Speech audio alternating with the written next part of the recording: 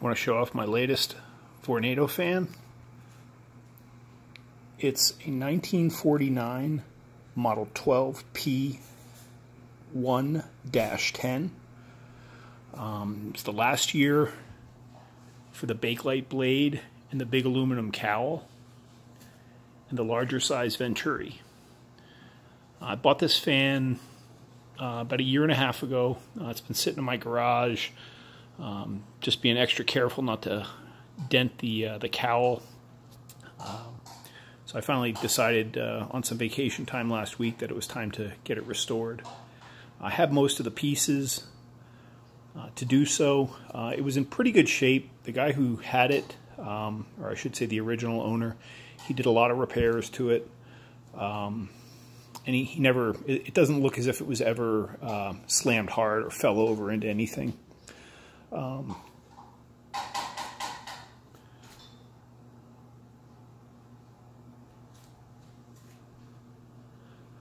So the paint color I found was a pretty good match.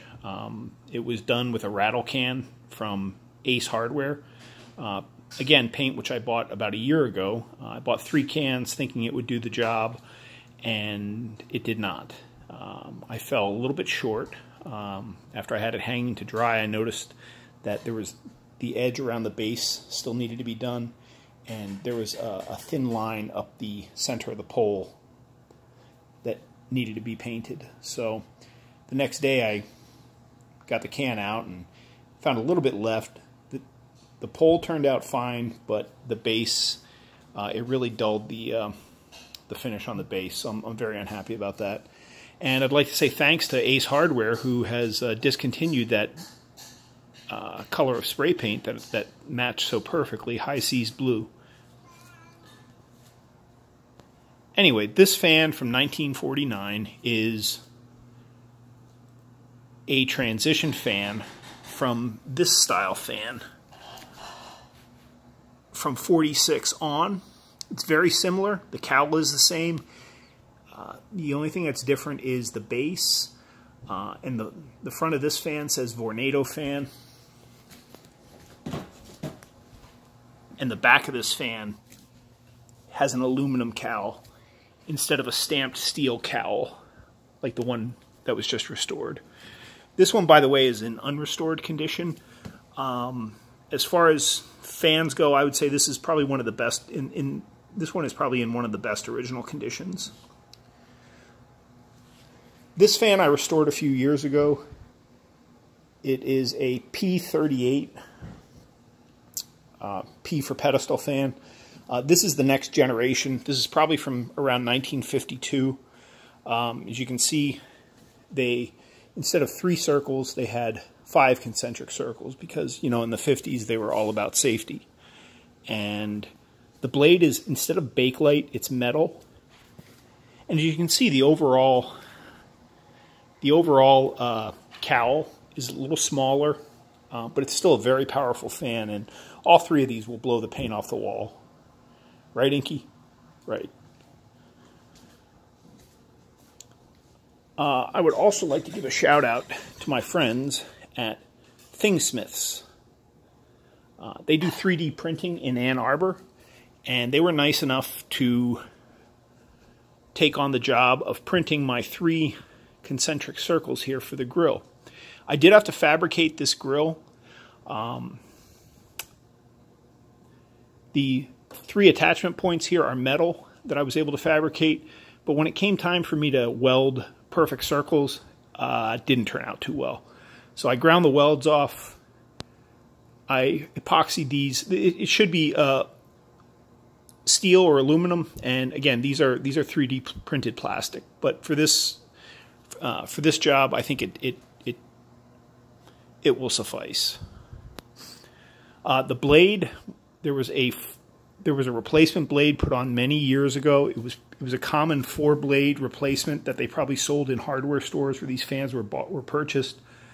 I happen to have an original Bakelite blade, the 3-prong deep pitch propeller that I put on.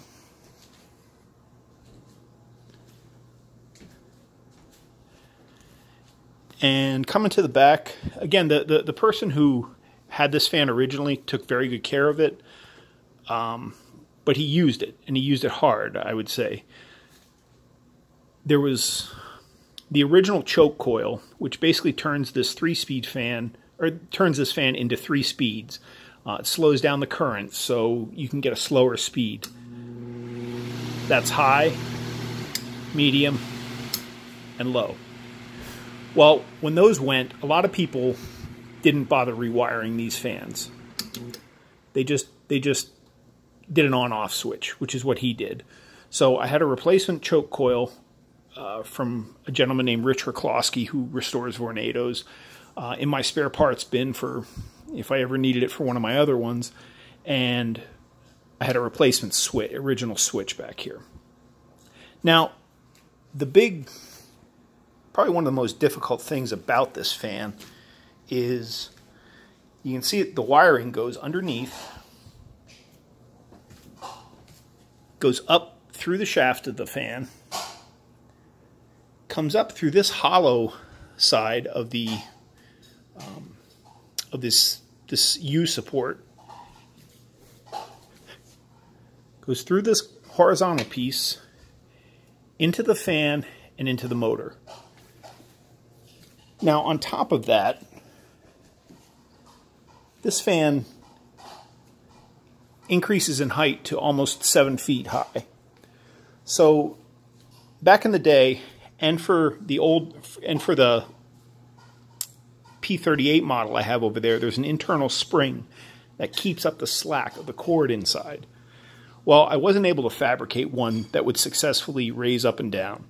So what I instead used was I found a coiled extension cord, kind of like the old-time wall phones that we all used to have. So I soldered that to the inside wiring, and now it raises up and down perfectly. So that was probably the hardest part. But anyway, it's a very warm summer day, late summer day, so I think I will be enjoying this fan. Thank you.